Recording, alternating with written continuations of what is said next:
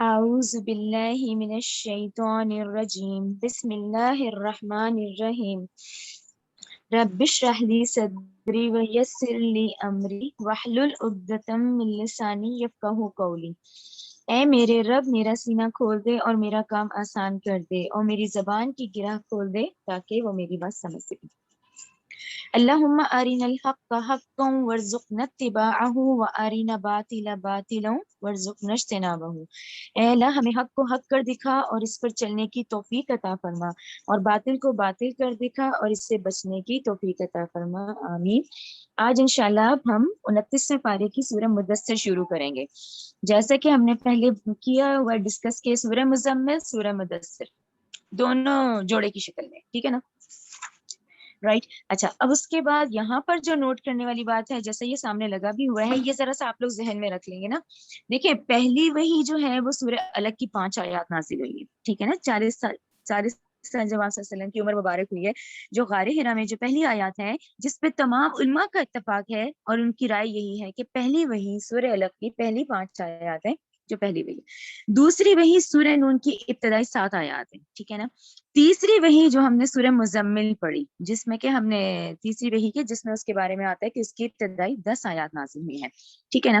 اچھا، پھر اس کے بعد آتا ہے فطرہ، یعنی ایک گیپ آ گیا تھا، ٹھیک ہے نا، اس کو فطرۃ الوحی کہا جاتا ہے۔ یہ 2 فطرے آپ لوگ اپنے بالکل ذہنوں میں رکھیں، ایک حضرت عیسیٰ سے لے کے نبی کریم صلی اللہ علیہ وسلم تک کا فطرہ، جو کہ ایک اس طرح انبیاء کے اس ٹیبل میں آتا ہے کہ ایک دنیا میں ایک اللہ تعالیٰ کے قاعدے قانون کے مطابق جیسے نسل انسانی اختلافات اور گناہوں میں پڑتی تھی، تو اگلا نبی اور رسول آتے جاتے تھے۔ حضرت عیسیٰ کے بعد نبی کریم صلی اللہ علیہ وسلم میں جو 600 سال کا وقفہ آیا ہے، اسے بھی فطرۃ الوحی کہتے ہیں۔ ایک وہ فطرہ ہے، ایک یہ فطرہ ہے کہ 3 وحی آنے کے بعد پھر ایک گیپ آیا۔ اچھا، یہ گیپ کیوں آیا؟ یہاں یہ تمام نکات ہم ابھی ڈسکس کریں گے، جس میں ابھی میں آپ کو ویسے ہی یہ ہلکا سے ذہن میں رکھیں کہ بھئی وہ بیسکلی کیونکہ آپ صلی اللہ علیہ وسلم کی تعلیم کا سلسلہ رکھنا تھا، اور آپ صلی اللہ علیہ وسلم کی کیونکہ دنیاوی تعلیم نہیں تھی، تو پھر آپ کو کی ڈیوٹی لگی حضرت اسرافیل علیہ السلام کی، ٹھیک ہے۔ حضرت اسرافیل علیہ السلام میں ان 3 سالوں میں پھر آپ صلی اللہ علیہ وسلم کی تعلیم کا سلسلہ جاری رکھا، لیکن اس میں آپ وہ جو گھر والوں کی دعوت اور وہ جو تھا وہ ایک سلسلہ چلتا رہا، ٹھیک ہے نا۔ وہ اس میں دیکھیں نا، حضرت ابوبکر صدیق تو دوستوں میں سے تھے، حضرت علی اور پھر رشتہ داروں میں سے تھے حضرت خدیجہ، یعنی یہ سلسلہ چلتا رہا، لیکن بیسکلی وہ جو ایک پورا تبلیغی انداز تھا نا، وہ ابھی نہیں تھا، ٹھیک ہے نا۔ وہ کہاں تھا؟ اسے ہم رسالت کہتے ہیں، یعنی نبوت اور رسالت۔ نبوت شروع ہوئی سورہ الگ کی آیات سے، یعنی ایک نبی تو پیدائشی نبی ہے، لیکن وہ نبوت ظاہر ہو گئی 40 ایئرز میں، وہ ظاہر ہو گئی، ٹھیک ہے نا۔ لیکن رسالت کا حکم ابھی نہیں آیا تھا، رسالت تک ابھی یہ جو آیات تھی ان میں رسالت کا کہیں حکم نہیں تھا۔ سب دیکھیں، آپ کو یاد بھی ہوگا سورہ الگ کی آیات ہیں، سورہ قلم بھی ہم نے پڑھ لی ہے، سورہ مزمل بھی پڑھ لی ہے، ٹھیک ہے نا، یہ نقطہ ذہن میں رکھیں۔ اچھا، اب آ جائیں اس جوڑے کی طرف۔ پہلے ہم یہ جوڑا ڈسکس کر لیتے ہیں کہ دیکھیں، وہ تھی یا ایھا المزمل، یہ ہے یا ایھا المدثر، ٹھیک ہے نا۔ وہاں تھا یہ کہ اے کپڑے میں لپیٹنے والے، اور اب یہاں ہے اے لحاف میں لپیٹنے والے، ٹھیک ہے نا۔ اچھا، یہاں پر ہم یہ دیکھ لیتے ہیں۔ اچھا، یہاں ڈاکٹر صاحب نے 3 سٹیپس میں سمجھا، آپ بھی وہ 3 سٹیپس ہی ذہن رکھیں۔ یہ پہلا ہے، پہلے انہوں نے یہ سکھائی ہے کہ جب یہ کیوں ہم کہہ رہے ہیں کہ یہ جوڑے کی شکل میں ہے، تو یہاں تھوڑا سا ہمیں ان کی زندگی کے بارے میں دیکھنا ہے نا۔ اچھا، اب جب ابتدائی دور دیکھتے ہیں ہم نبی کریم صلی اللہ علیہ وسلم کا، دنیاوی لحاظ سے تو وہ بہت ٹف ہے، ٹھیک ہے نا۔ حالانکہ آپ انسانیت کی اس میں معراج پہ ہیں اور رحمت للعالمین ہے، لیکن دنیاوی لحاظ سے تو بہت مشکل وقت گزرا ہے، ٹھیک ہے نا۔ اچھا، اب آپ کا جو بچپن ہے وہ بہت مشقت میں گزرا تھا۔ دیکھیں، قریش کیوں نہیں مان رہے تھے؟ وہ یہی تو کہتے تھے کہ آپ صلی اللہ علیہ وسلم تو ہماری بکریاں چرایا کرتے تھے، ٹھیک ہے نا۔ قریش انہی کی بکریاں، جو ان کا بچپن ہے وہ اسی میں گزرا ہے، ٹھیک ہے نا۔ اچھا، پھر آہستہ آہستہ جو ہے تجارت میں قدم رکھا تو سرمایہ نہیں تھا، ٹھیک ہے۔ اچھا، پھر سرمایہ کی اللہ نے کیا شکل بنائی کہ حضرت خدیجہ رضی اللہ تعالیٰ عنہا سے شادی ہوئی۔ اچھا، ان کے نکاح کے بعد اس کے بعد پھر ایک زندگی گزری، جس میں دیکھیں مالی ضروریات ہوئی، پھر بلکہ وہ تو اللہ تعالیٰ نے پھر ایک اس طرح ہوا کہ اس لحاظ سے کوئی پریشانی نہیں ہوئی کہ وہ تو تجارت بھی بہت پھیلی اور آپ نے خوب تجارت کی بھی، ٹھیک ہے نا۔ اچھا، یہاں آنے کے بعد پھر حضرت عائشہ سے ایک روایت ملتی ہے، ٹھیک ہے۔ حضرت عائشہ سے روایت ملتی ہے کہ لگ بھگ 40 کی جب آپ عمر پہ پہنچنے والے تھے نا، 40 سال تک. تو آپ کو پھر آپ خلوت کو پسند کرنے لگ گئے تھے, جبکہ اس سے پہلے تو بہت بیزی لائف تھی. دیکھیں شادی بھی ہوئی ماشاءاللہ, بچے بھی, تجارت بھی, سب. لیکن وہ کہتی ہیں, ان سے روایت آتی ہے حضرت عائشہ رضی اللہ تعالیٰ عنہ سے, کہ جب 40 کے لگ بھگ تھے تو آپ نے خلوت کو پسند کرنے لگ گئے تھے. پھر آپ کی طبیعت جو تھی اس میں سوچ بچار بہت آنے لگ گیا تھا, ٹھیک ہے نا. اچھا, پھر اس کے بعد یہ جو ایک بات آتی ہے نا کہ آپ صلی اللہ علیہ وسلم تو غار حرا جاتے تھے, پھر وہاں بھی ایک سوال اٹھتا ہے کہ آخر وہ غار حرا میں کیا عبادت کرتے تھے. عبادت کیا کرتے تھے, کوئی وہاں تو رولز ریگولیشن ہی نہیں تھے, کوئی دین ابراہیم کی بگڑی ہوئی شکل تھی.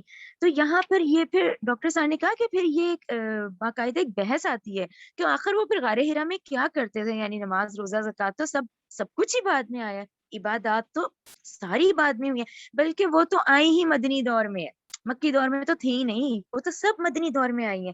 تو یہاں اس نقطے کو رکھیں کہ سوال یہ رہا کہ غار حرا میں جا کے پھر آپ صلی اللہ علیہ وآلہ وسلم کیا کیا کرتے تھے. اس سوال کا جواب بھی حضرت عائشہ رضی اللہ تعالیٰ عنہ کی مذکورہ روایت میں موجود ہے. آپ رضی اللہ تعالیٰ عنہ فرماتی ہیں غار حرا میں آپ عبادت کیا کرتے تھے. تو دیکھیں, تے یہ ہا نہیں ہوتا بڑا والا, تے ہے نون تھا, تہنس ورڈ آیا حدیث میں, جس کا مطلب پھر علماء نے نا تعبد یعنی کہ عبادت سے نکالا ہے کہ آپ عبادت کیا کرتے تھے. لیکن وہ پتہ ہے اس عبادت کا مطلب کیا ہے, وہ حدیث یہ ہے جو کہ کوٹ کی جاتی ہے, وہ عبادت کا مطلب ہی یہی تھا کہ خلوت میں بیٹھ کے غور و فکر کرنا. خلوت میں بیٹھ کے, یعنی خلوت آپ دیکھیں نا, ابھی بھی ہم سب نے غار حرا دیکھی ہوئی ہے, آپ دیکھیں تو صحیح, وہاں وہ کیا سکون ہوگا, کتنی خاموشی ہوگی اس وقت کے لحاظ سے. تو وہاں آپ سوچو بچار کیا کرتے تھے, اور وہ سوچو بچار یہی تھا کہ معاشرہ حد درجے بگڑا ہوا تھا, لیکن کوئی راہ ہی نہیں دکھتی تھی کہ کس کو سمجھائیں. یہی ہوتا ہے نا, کیسے سمجھائیں, کیسے اپنی, یعنی کیا وہی نہیں سمجھ آ رہا تھا کہ کیسے کریں. لیکن وہ یہی سوچو بچار تھی, یعنی عبادت ہی یہی تھی کہ آپ کا غور و فکر کرنا اور آپ کی سوچو بچار, اور اس فکر میں وہ جو وقت گزرا تھا, ٹھیک ہے نا.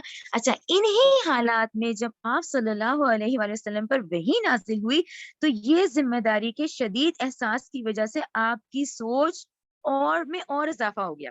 اب وہ جو پہلی وحی بھی آئی تو وہ آپ صلی اللہ علیہ وسلم کی زندگی کا بھی تو پہلے ہی تجربہ تھا نا, ان کی بھی تو لائف کے لیے وہ نئی چیز تھی.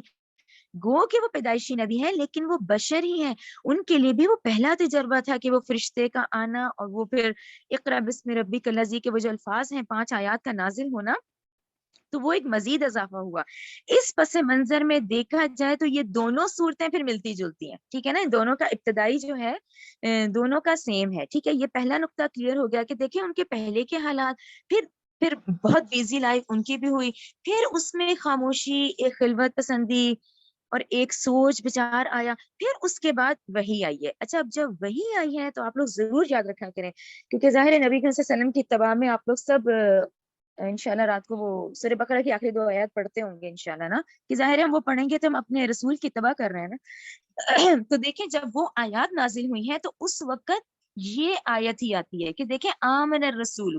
آمن الرسول کا کیا مطلب ہے کہ وہ رسول تو خود سب سے پہلے ایمان لایا, ٹھیک ہے نا, کہ آمن الرسول, ایمان رائے رسول اس کے ساتھ جو کچھ نازل ہوا ان کی طرف, ٹھیک ہے نا. پھر ہم اس کے بعد آتے ہیں کہ یہ تو آج تعلیم پہنچی ہی ان کی وجہ سے ہے, کہ آج وہ نبی کریم صلی اللہ علیہ وسلم کی مشقت, اس کے بعد صحابہ کی وہ محنت, اور وہ جو ہم ایک سلسلہ بھی پڑھ رہے ہیں ساتھ ساتھ سورہ توبہ میں, کہ وہ وہاں سے ایک سلسلہ شروع ہوا تو پر صغیر اور آگے اسلام پہنچانا. تو یہ دیکھا کریں کہ وہ کنیکٹ یہاں ہوتا ہے کہ ہم روز رات سونے سے پہلے یہ آیت پڑھتے ہیں سورہ بقرہ کی جو آخری 2 آیات ہیں, وہ ہیں ہی کہ وہ رسول خود سب سے پہلے ایمان لے. دیکھیں ان کے بھی دل نے فوراً فطرت نے گواہی دی کہ ان کے لیے بھی زندگی کا پہلا تجربہ تھا, تو وہ بھی یہی تھا کہ ایمان لائے رسول, اس کے ساتھ انزل الیہ جو کچھ نازل کی گئی ان کی طرف مر ربہ, ان کے رب کی طرف سے. پھر بعد میں مومنین, بعد میں پھر تمام قیامت تک کے مومنین کا نام آتا ہے, والمومنین. اب وہ تمام لوگ اس وقت جو اللہ پہ اور رسول پہ ایمان لاتے جا رہے ہیں, جو اپنے آپ کو امت محمدیہ کا فرد کہہ رہے ہیں, تو وہ سارے سے ایک لفظ میں آ جاتے ہیں ٹل قیامت تک کے, رائٹ. اچھا جناب, اس کے بعد یہ ہو گیا پہلا پورشن, رائٹ, یہ کلیئر ہو گیا آپ لوگوں کو. اچھا, اب آ جائیں اس سورت کے دوسرے حصے کی طرف. اچھا, اب یہاں پر جو ہے اس سورت کو شروع کرنے سے پہلے پھر دیکھ لیتے ہیں کہ یہاں پر سوال یہ آتا ہے ہاں یہ دیکھیں اب یہاں سے شروع ہوتے ہیں کہ ہاں یہی اس صورت کی ابتدائی آیات کے لحاظ سے ہم بات کر رہے ہیں. اب غار ہرا کے اندر جب پہلی وحی نازل ہوئی ہے تو آپ صلی اللہ علیہ وسلم کا بھی وہ پہلا تجربہ تھا. اچھا اس پر آپ لوگ یاد رکھیں وہ جو حضرت خدیجہ الکبریٰ کے جو چچا زاد بھائی ہیں ورقہ بن نوفل وہ عرب ہی تھے نا, ان کے چچا کے بیٹے تھے. بس فرق اتنا ہے کہ نبی کریم صلی اللہ علیہ وسلم سے پہلے کا جو مسلمان تھے وہ تو عیسائی تھے نا, عیسائی مذہب ہی تھا نا, تو وہ جو تھے وہ راہب تھے, ٹھیک ہے نا, لیکن وہ عرب ہی تھے, عرب ہی تھے. حضرت خدیجہ کے کزن ہیں, چچا زاد بھائی ہیں, اور وہ انہوں نے عیسائیت اختیار کر لی تھی, ٹھیک ہے نا. تو ورقہ بن نوفل حضرت خدیجہ کے چچا زاد بھائی تھے. پہلی وحی کے واقعے کے بعد حضرت خدیجہ رضی اللہ تعالیٰ عنہ نبی کریم صلی اللہ علیہ وسلم کو خصوصی طور پہ ان کے پاس لے کے گئیں. وہ صاحب بصیرت عیسائی راہب تھے.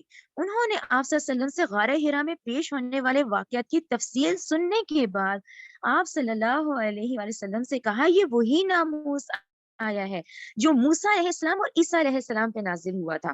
انہوں نے مزید کہا کہ اب غور سے سنیں کہ کاش میں اس وقت تک زندہ رہوں تو جب آپ کی قوم آپ کو اس شہر سے نکال دے گی. آپ صلی اللہ علیہ وسلم نے ورقہ بن نوفل کی اس بات سے اور حیرت اور پریشانی کا اظہار کیا اور پوچھا کیا میری قوم مجھے یہاں سے نکال دے گی؟ یعنی آپ صلی اللہ علیہ وسلم کا مطلب تھا کہ وہ تو مجھ سے بے انتہا محبت کرتے ہیں, وہ تو مجھے صادق اور امین کہتے ہیں, اور وہ مجھے کیوں شہر سے نکال دیں گے؟ اس پہ ورقہ بن نوفل نے جواب دیا اللہ کا پیغام لوگوں تک پہنچانے کی یہ ذمہ داری جب بھی کسی کو ملی ہے تو اس کی قوم اس کی دشمن بن جاتی ہے, ٹھیک ہے, اور ایسا ہی ہوتا آیا ہے اور ایسا ہی ہوگا, ٹھیک ہے نا. اچھا نبی کریم صلی اللہ علیہ وسلم سے اس ملاقات کے بعد جلد ہی, یعنی اب دیکھیں یہ حالانکہ آیات نازل ہو گئی تھیں سورہ الگ کی, ٹھیک ہے نا, یہ ابتدائی آیات تو آ گئی تھی سورہ الگ بھی, سورہ نون بھی, سورہ مزمل بھی, پھر یہ ڈسکشن بھی ہو گئی, لیکن کیونکہ ابھی دعوت والی آیات نہیں آئی تھی, ابھی نبوت والی آیات تھی, وہ انہوں نے جب ذکر کیا تو اس کے بعد ہی ورقہ بن نوفل کا انتقال ہو گیا. تو اس لیے پھر خاص یہ ذہن میں رکھیں کہ وہ صحابہ میں نہیں شمار کیے جائیں گے, کیونکہ وہ ایمان تک تو بات ہی نہیں نا پہنچی تھی. یہ تو اصل امتحان اس وقت تھا کہ آپ صلی اللہ علیہ وسلم جس کو دعوت دے رہے تھے پھر وہ ایمان لا رہا تھا. یہاں صرف ابتدائی آیات آئی ہیں اور وہ انہوں نے آبزرو کر لیا, اور انہوں نے کیونکہ ایز عیسائی راہب تھے تو انہوں نے جج کر لیا کہ یہ ہوگا, ٹھیک ہے نا, لیکن ان کو ہم صحابہ میں شمار نہیں کر سکتے کیونکہ ابھی دعوت کا کام ہی نہیں شروع ہوا تھا, ٹھیک ہے. یہ ہو گیا دوسرا نقطہ. اب آ جائیں اس کے تیسرے نقطے کی طرف جو کہ آج ہماری اب سورت شروع ہونے سے پہلے کا ہے, ٹھیک ہے. اچھا یہ پھر ریپیٹ کر لیں کہ پہلی وہی الگ کی 5 ابتدائی آیات ہیں, پھر اس کے بعد سورہ نون کی ہیں 7 آیات, پھر سورہ مزمل کی ہیں, ٹھیک ہے نا. اس کے بعد یہ فترہ ہے, پھر ایک گیپ آیا جس صلی اللہ علیہ وسلم کی تعلیم جو ہے وہ حضرت اسرائیل کے تھرو کرائی گئی تھی, ٹھیک ہے. اچھا اس کے بعد دیکھیں اب یہ فترہ آ گیا تھا نا, اب یہ گیپ بھی پریشانی تھا, اس میں بھی نبی کریم صلی اللہ علیہ وسلم کو ہوتا تھا کہ یہ وقفہ کیوں آ گیا, ٹھیک ہے نا.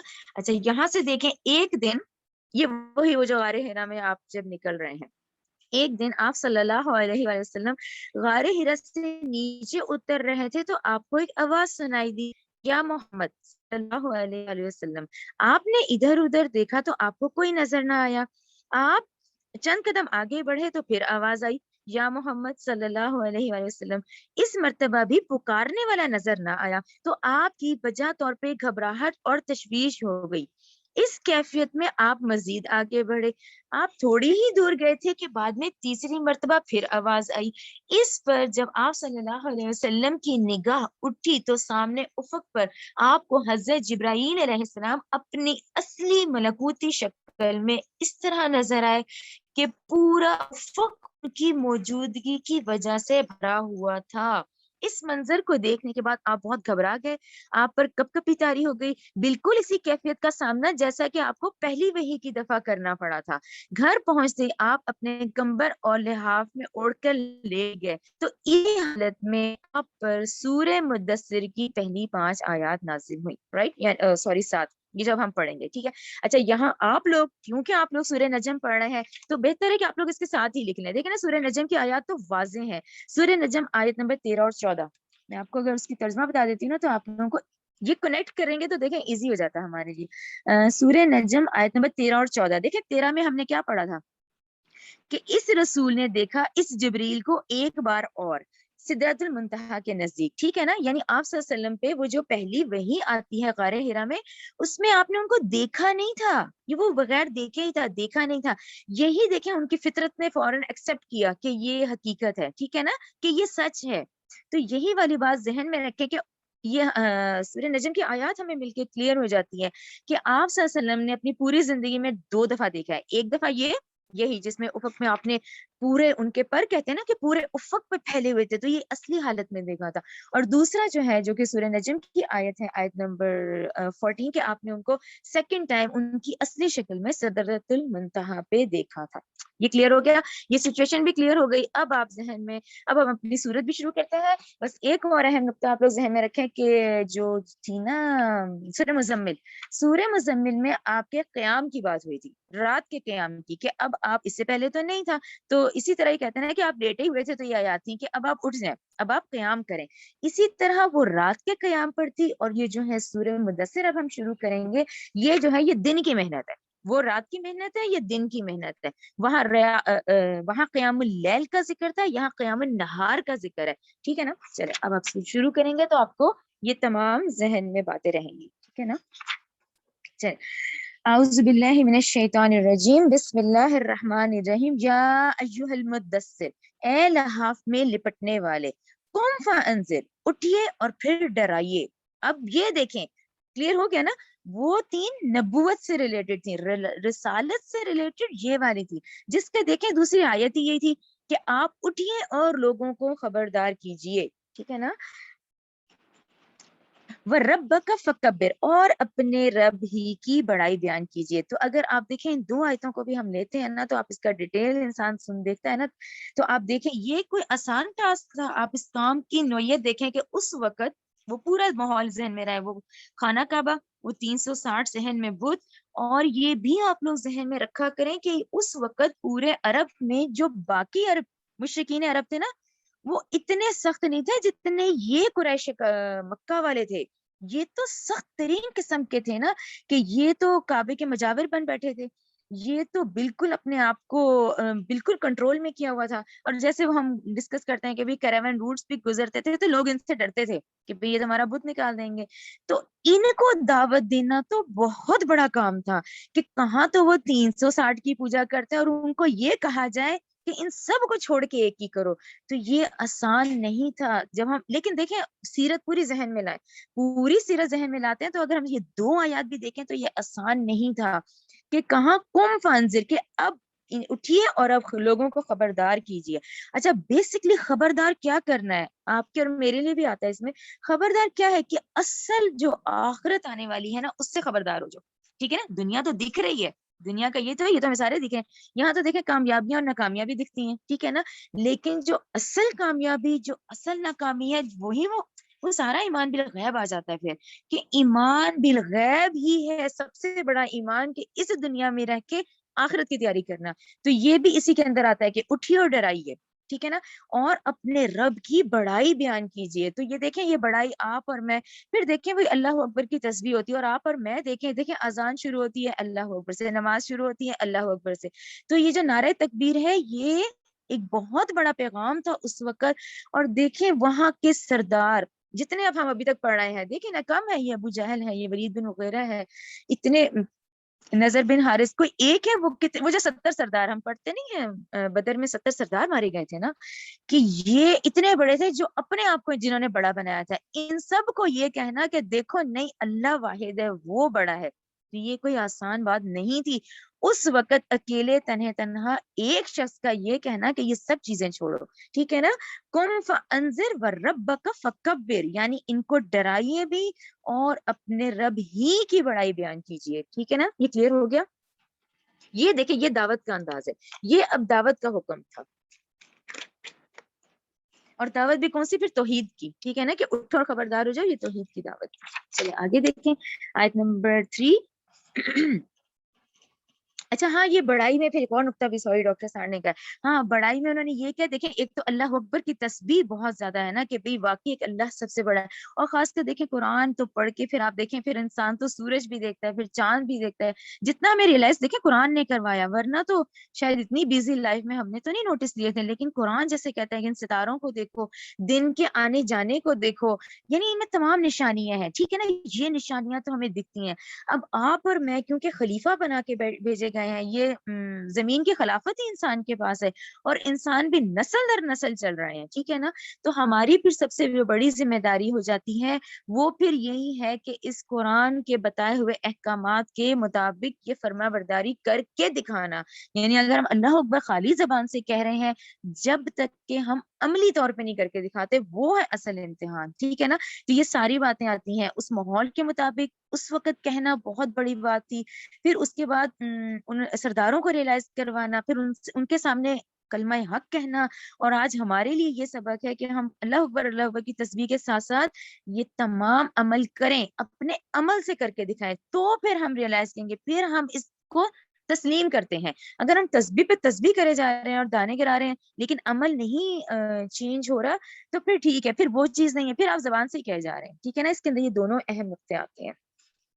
چلیں آیت نمبر ہاں آیت نمبر 4 دیکھیں، وَثِيَابَكَ فَطَهِّرْ، اور اپنے اپنے کپڑے پاک رکھیے، وَالرُّجْزَ فَاهْجُرْ، اور پلیدی کو چھوڑ دیجئے۔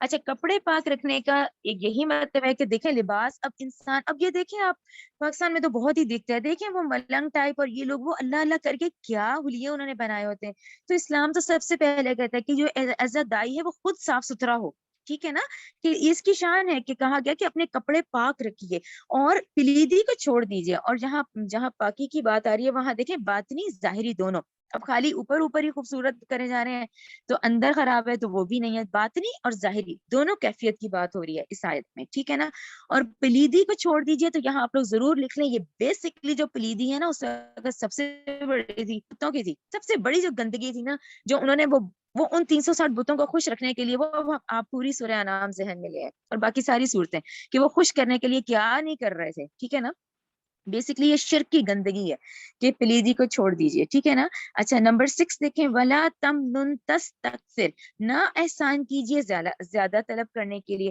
اچھا 6 جو ہے نا، زیادہ لینے کے لیے کسی پر احسان نہ کیجئے، یہ تو دو مفہوم ہے، ایک تو مفہوم آپ لوگوں کو سمجھ آ گیا ہوگا کہ آپ کسی کے ساتھ کام کیا، احسان کیا اور اس کے بعد توقع رکھنا کہ اب مجھے ریٹرن ملے، تو یہ اچھی بات نہیں ہے، ٹھیک ہے نا، پہلا مطلب یہ۔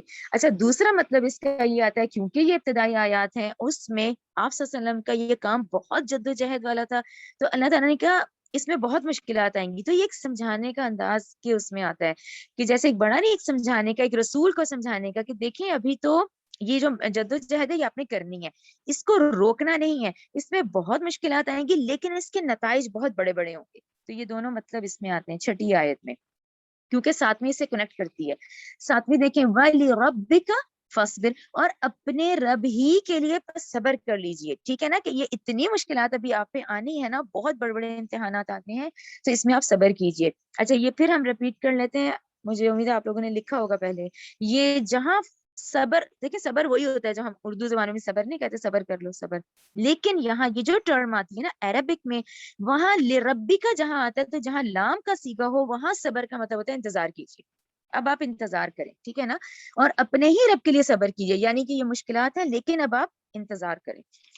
اچھا آیت نمبر 7، اچھا اس کے بعد جو 8 9 10، ٹھیک ہے، 8 9 10 جو ہے اس کو علیحدہ کر دیں، یہ قیامت کے دن کا نقشہ ہے، ٹھیک ہے، فَإِذَا نُقِرَ فِي النَّاقُورِ، چنانچہ جب پھونکا جائے گا سور میں، فَذَلِكَ يَوْمَئِذٍ يَوْمٌ عَسِيرٌ، تو اس دن کیسا دن ہوگا، عسیر، سخت دشوار قسم کا، علل کافرین، کافروں پر، غیر یسیر، نہیں ہوگا وہ دن آسان، ٹھیک ہے نا، یہ جتنا انکار کریں گے تو یہ دیکھیں کافروں کے لیے پھر وہ دن آسان نہیں ہوگا، کیسا ہوگا، عسیر، سخت دشوار، ٹھیک ہے، یہ 8 9 10 ان کو الگ کر دیں، ٹھیک ہے۔ اچھا اب پھر آپ لوگوں نے پینسل انشاءاللہ پکڑی ہوئی ہوگی، ٹھیک ہے نا، 8 9 10 کو ہم نے الگ کر دیا، شروع کی 7 آیات جو ہم نے کہا تھا ابتدائی 7 نازل ہوئی ان کو ہم نے الگ کر دیا، ٹھیک ہے۔ اچھا اب جو شروع ہوتا ہے نا، اب آپ نشان لگائیں 11 سے 29 تک، 11 سے 29 جب اب پھر یاد کریں ہم نے سورہ قلم پڑھی تھی، سورہ نون، سورہ قلم جو ہے، سورہ نون کے اندر آپ لوگوں نے ولید بن مغیرہ کے بارے میں بڑا پڑھا تھا، وہ ہم نے اس کی ناک کا بھی پڑھا تھا نا آپ لوگوں کو، خالد بن ولید کے جو والد ہیں ولید بن مغیرہ، ہم نے سورہ قلم میں پڑھا ہے ان کے بارے، ان کے بارے میں، ٹھیک ہے نا، یہاں ڈیٹیل سے بھی آ گیا ہے، ٹھیک ہے۔ اچھا اس کے لیے آپ لوگ پہلے تھوڑا سا ولید بن مغیرہ کے بارے میں ہم پڑھ لیتے ہیں، ٹھیک ہے نا، کون ہے؟ خالد بن ولید کے والد کا نام ہے ولید بن مغیرہ، بنیادی طور پہ بہت ذہین اور سمجھدار شخص تھا، وہ سمجھ چکا تھا کہ قرآن اللہ ہی کا کلام ہے اور محمد صلی اللہ علیہ وآلہ وسلم اللہ کے رسول ہیں، لیکن اپنے ضمیر کی اس آواز پر لبیک کہہ کے اپنی چودراہٹیں اور دنیاوی ٹھاٹ باٹ اس کی قربانی نہیں وہ دے سکتا تھا، اس لحاظ سے وہ اس کے لیے بہت مشکل ہو گیا تھا۔ یہ دیکھیں کنڈیشن دیکھیے آپ نے کہ دل گواہی دے رہا ہے، بات بھی سچی لگ رہی ہے، لیکن ادھر دنیا دکھ رہی ہے، وہی دنیا کے ٹھاٹ باٹ دکھ رہے ہیں، یہ سب دکھ رہا ہے، ٹھیک ہے نا، تو اس کے لیے بہت مشکل ہو گیا تھا۔ اپنی اس مشکل کا حل اسے کسی درمیانی راہ میں نظر نہیں آ رہا تھا، وہ چاہ رہا تھا کہ درمیانی راہ اختیار ہو جائے، اور یہ دیکھیں ہم لوگ پہلے بھی پڑھ رہے ہیں، یہ جو باطل ہوتا ہے نا، یہ یہی چاہتا ہے، یہ کہتا ہے کچھ میری سن لو کچھ ان کی مان لو، یہ کیا اتنے سخت ہو جانا، ٹھیک ہے نا، جبکہ دیکھیں قرآن کا انداز یہ نہیں ہے نرم والا، قرآن پھر لیفٹ رائٹ نہیں، وہ تو اسٹریٹ فارورڈ بات ہوتی ہے قرآن کی، کہ یہ کیا چاہ رہا تھا، یہ کمپرومائز چاہ رہا تھا، یہ کہہ رہا تھا کچھ آپ سے سلم سمجھوتا کر لیں، کچھ اس چیز کو دباؤ کو ختم کریں، کیوں تھا اس کو، یہ تھا کہ قریش اگر آپس میں تقسیم ہو گئے تو یہ اچھی بات نہیں ہے، یہ تو بڑی وہ جو ایک ساکھ بنی ہوئی تھی وہ ہماری ختم ہو جائے گی، وہی دنیاوی معاملات، کہ اسے یہ فکر تھی کہ یہ جو دعوت ہے اس وہی تھا نا، یہ اس دعوت میں تو وہ سگے سارے الگ ہو رہے تھے، ماموں بھانجا چچا بھتیجا باپ بیٹا بیوی شوہر، یہ سارے کٹ رہے تھے، تو اس کو یہی تھا کہ کسی طریقے سے کوئی درمیانی سچویشن نکل آئے۔ یہ ابھی جو میں آیات پڑھوں گی نا 17 تک، اس کو ذہن میں رکھیں، 17 کے بعد پھر اگلا واقعہ پڑھیں گے، ٹھیک ہے نا۔ 11 سے 29 ٹوٹل ولید بن مغیرہ پر ہے، لیکن 11 سے 17 پہ ہمیں رکنا ہے، 11 سے 17 سے پہلے یہ ریئلائز کریں کہ اس کو سوری، یہ آپ لوگ ذہن میں رکھیں کہ ولید بن مغیرہ کو ہو گیا تھا، اس کے دل نے گواہی دے دی تھی کہ یہ ہے، یہ اللہ کا ہی کلام ہے اور نبی کریم صلی اللہ علیہ وسلم ہے اللہ کے رسول، لیکن وہ دنیا کے ٹھاٹ باٹ اس سے نہیں چھوڑے گئے، ٹھیک ہے نا۔ چلیں اب 11 سے شروع کرتے ہیں۔ ذرنی، اللہ تعالیٰ نے کہا ذرنی چھوڑ دیجئے مجھے، ومن اور اسے، خلق دو جسے میں نے پیدا کیا، وحیدہ اکیلا ہی، ٹھیک ہے نا۔ اچھا اکیلا کے اندر یہی آتا ہے، کہتے ہیں یہ بالکل تنہا تنہا تھا، کوئی اس کے پاس مال نہیں تھا، کوئی اس کی جائیداد نہیں تھی، بلکہ آپ لوگوں کو یاد ہوگا یہ سورہ قلم میں تو یہ اسے ولد الزنا بھی کہا جاتا ہے کہ بے نسلہ تھا، اس کے بارے میں یہی رائے آتی ہے، ٹھیک ہے، واللہ عالم، یعنی اگر ہم سورہ قلم کی آیات بھی دیکھتے ہیں اور اس کے بعد اب سورہ مدثر میں بھی ذکر آ رہا ہے، تو یہ بالکل تنہا اکیلا تھا، بالکل نا، اس وقت جب اس کی پیدائش ہوئی ہے تو اس وقت مال دولت اس کے پاس کچھ بھی نہیں تھا، ٹھیک ہے نا، یہ اکیلا تھا۔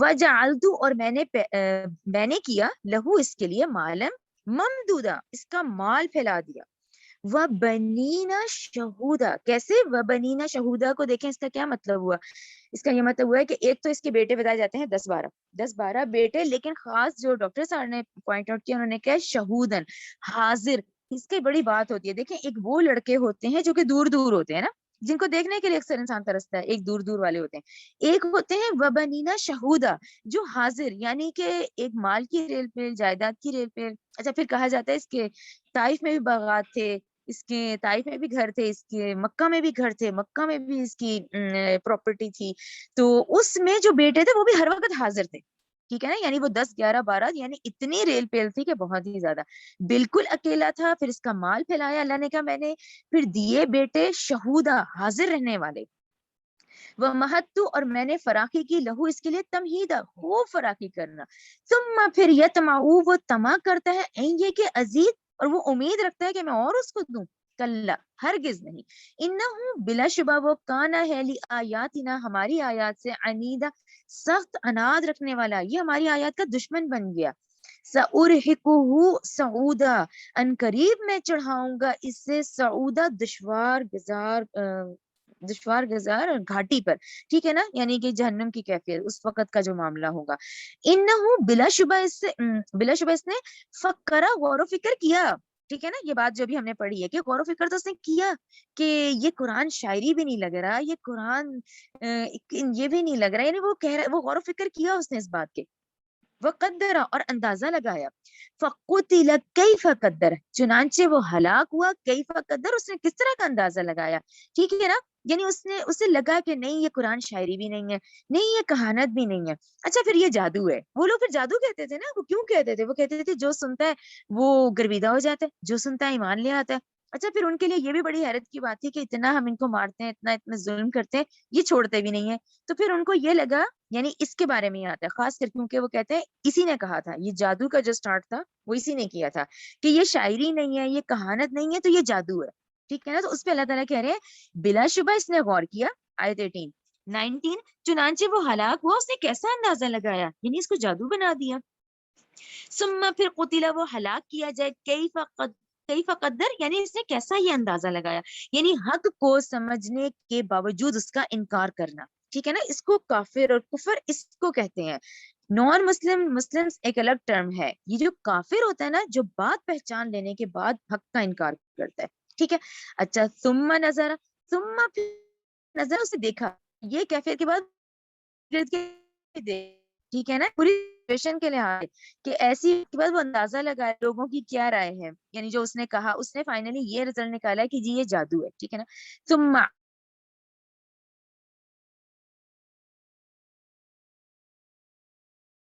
عبس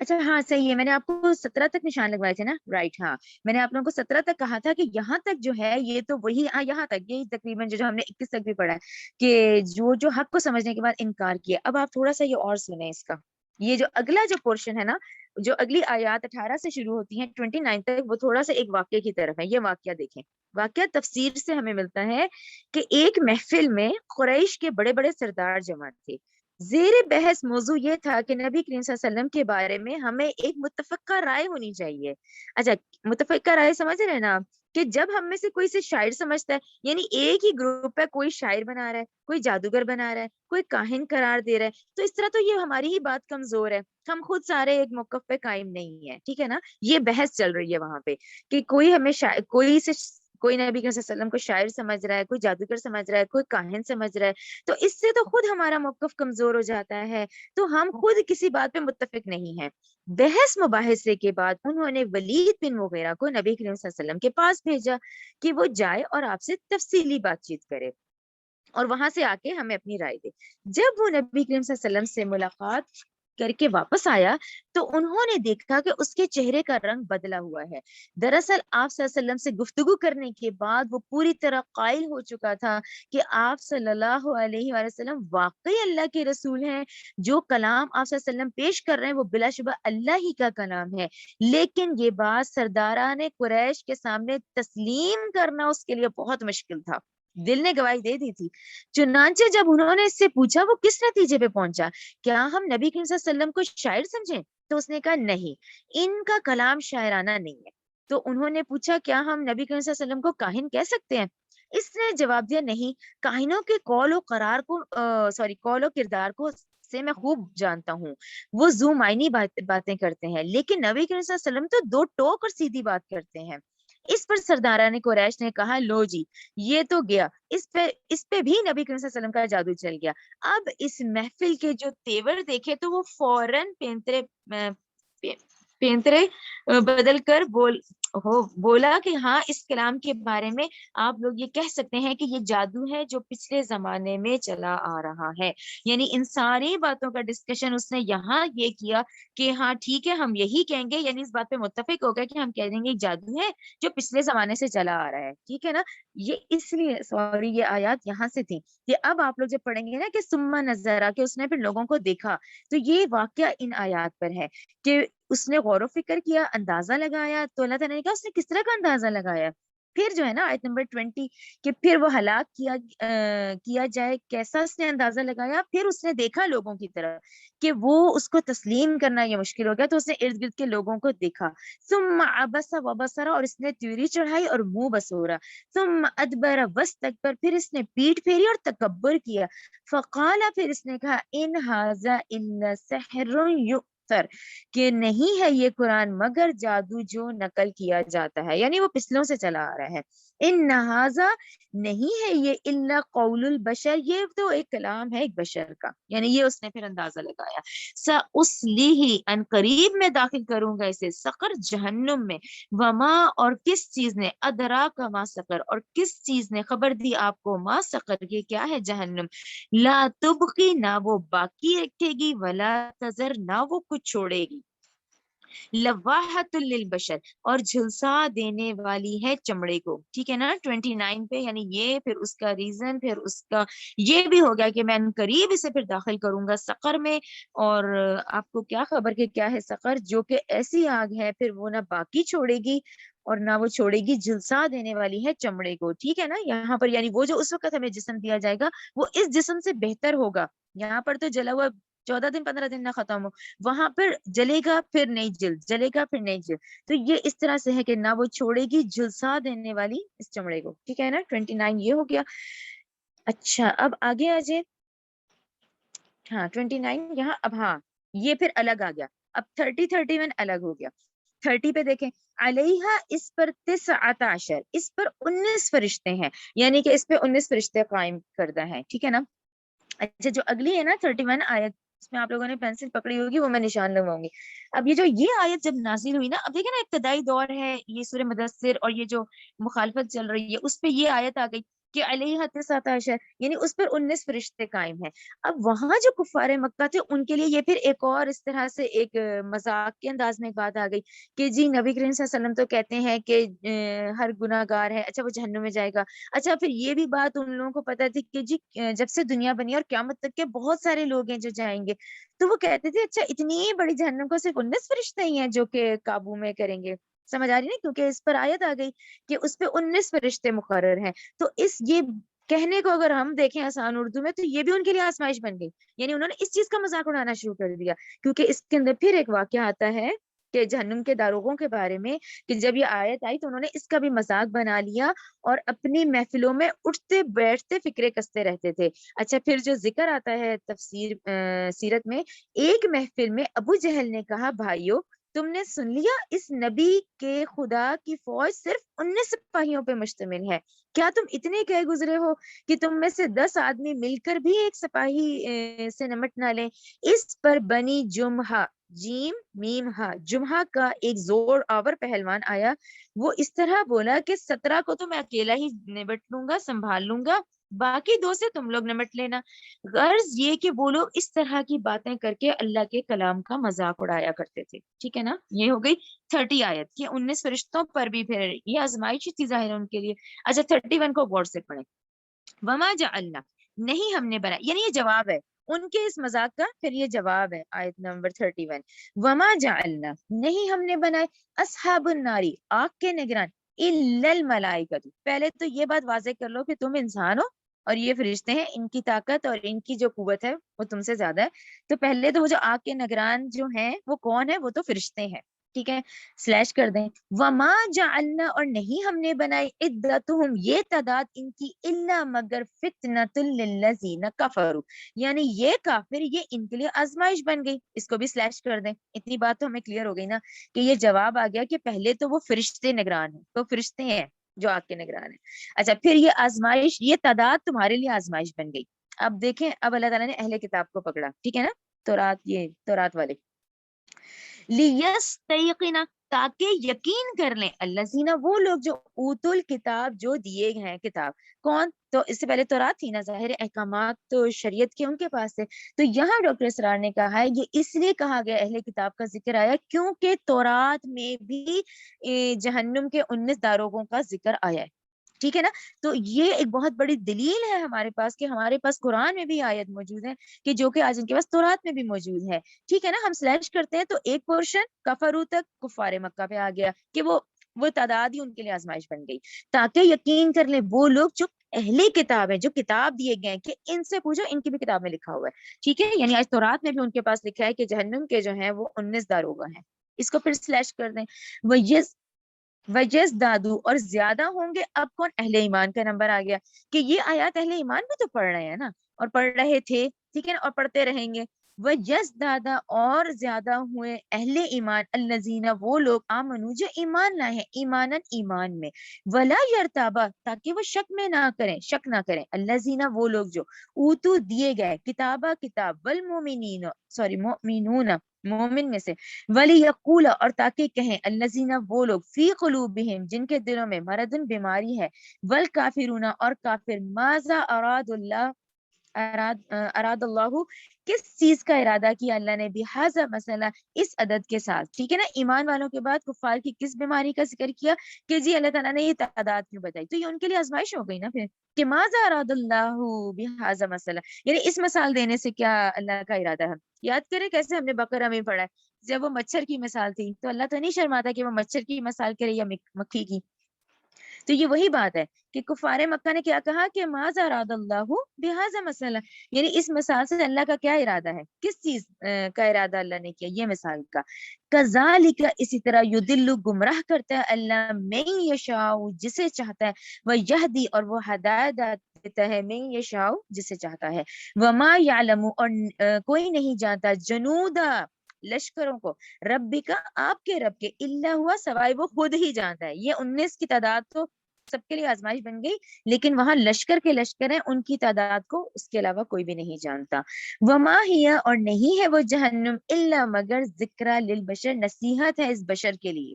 ٹھیک ہے نا, یہ نصیحت ہے کہ اب یہ آیات پڑھ کے ایمان بالغیب کے تحت, کیونکہ وہ بھی ایک دن ہے نا, وہ بھی ایک بڑا دن ہے, تو اس دن کی جو کنڈیشنز ہیں اور جو بتا دی گئی ہیں جہنم کے بارے میں, تو یہ نصیحت ہے اس بشر کے لیے.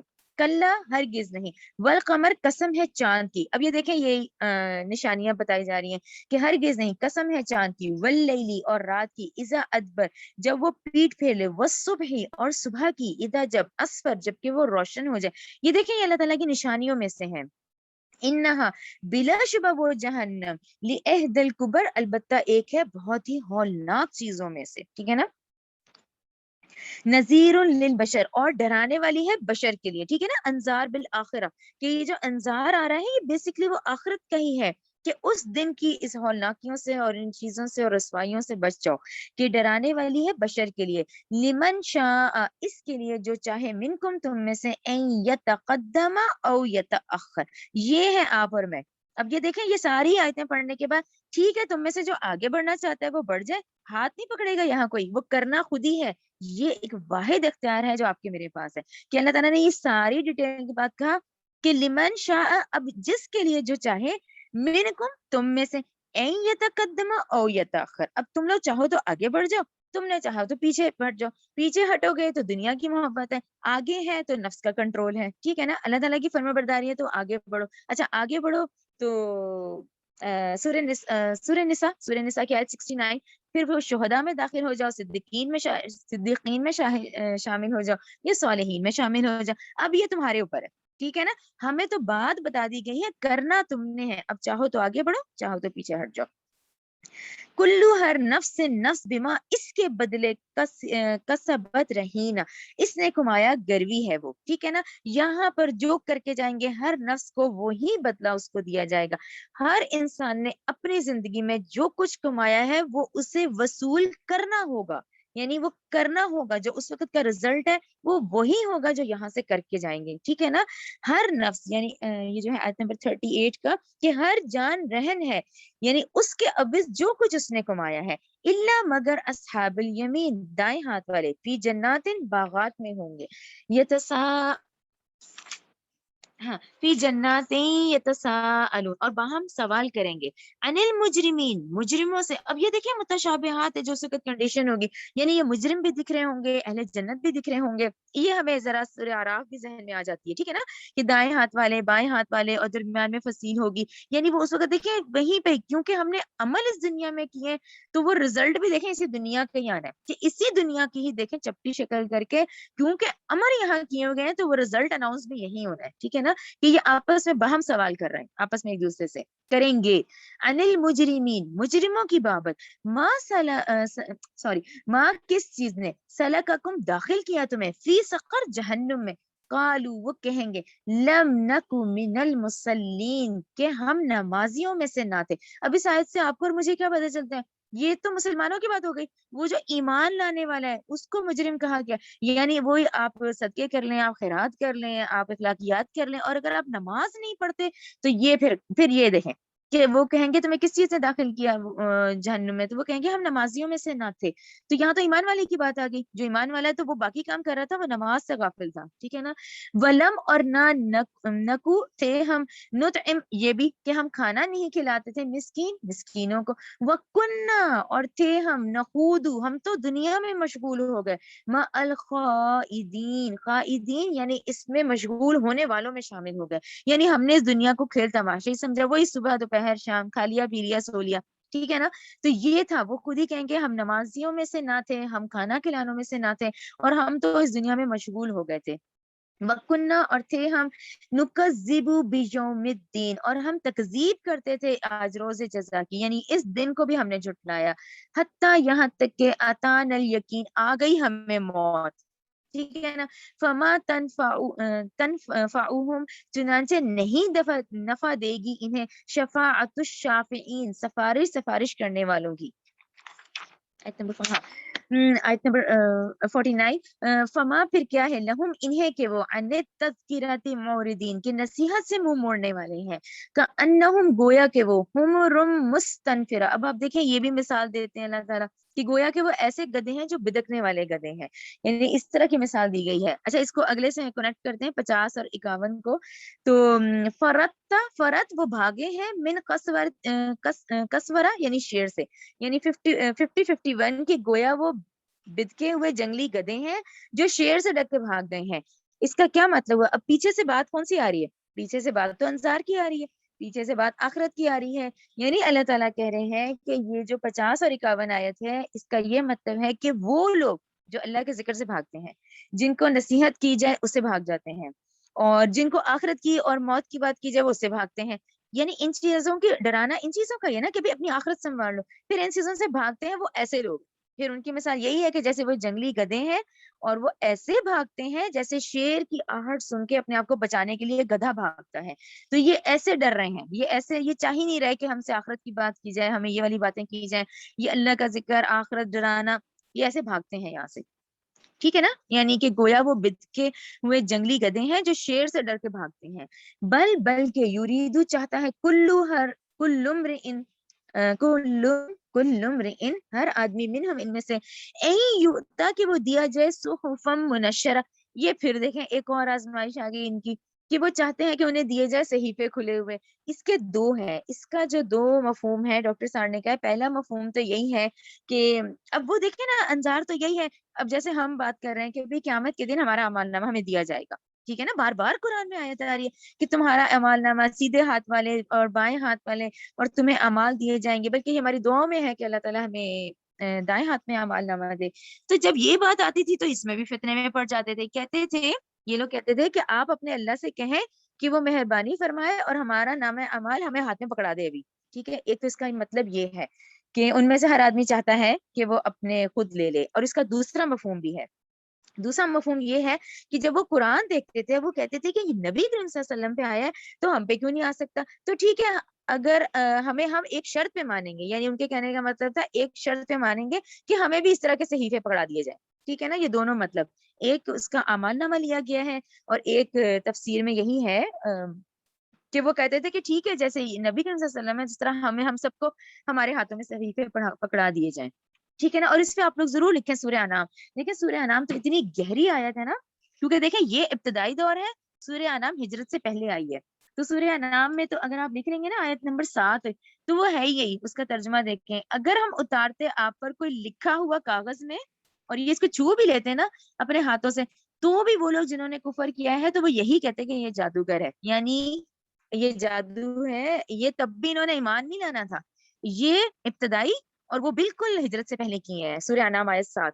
تو یہ وہ لوگ ہیں کہ اب یہاں تو کہہ رہے ہیں نا کہ ہمارے ہاتھوں میں دیے جائیں، تو اللہ تعالیٰ نے کہا یہ ہاتھ میں پکڑ کے چھو بھی لیں گے نا تب بھی انکار ہی کریں گے.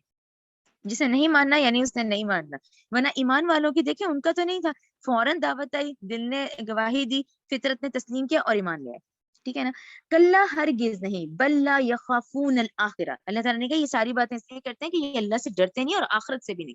بل لا یخافون الآخرہ، نہیں ڈرتے وہ آخرت سے، کلا ہرگز نہیں، انہو یقیناً یہ قرآن تو تذکرہ، یہ تو نصیحت ہے، فمن سو جو شاء چاہے، ذکر ہوں تو وہ اس سے نصیحت حاصل کر لیں، وما یذکرون نہیں وہ نصیحت حاصل کر سکتے اس سے الا مگر ان یہ کہ ان یشاء اللہ چاہے اللہ، ہوا اہل التقوی و اہل المغفرہ، وہی لائق ہے تقوی کے اور وہی لائق ہے مغفرت کے، یہ اسی کا ہی حق ہے۔ انسان جب محنت کرتا ہے لیکن وہ مشیت خداوندی ہی ہے کہ اللہ کی طرف سے جب ہدایت آتی ہے پھر وہ ہدایت دی جاتی ہے، تو اس کا یہ مطلب ہے کہ نہیں وہ حاصل کر سکتے مگر یہ کہ جب چاہے اللہ، یعنی آپ اپنی محنت کریں لیکن جب تک کہ اللہ کا حکم ہوگا پھر اللہ تعالیٰ کی رحمت ہوگی، تو وہی لائق ہے تقوی کے اور وہی لائق ہے مغفرت کے۔ ٹھیک ہے، جہاں صورت کمپلیٹ ہوتی ہے چلے، ربنا تقبل منا انک انت السمیع العلیم وتب علینا انک انت التواب الرحیم، سبحانک اللہم وبحمدک اشہد ان لا الہ الا انت استغفرک واتوب الیک۔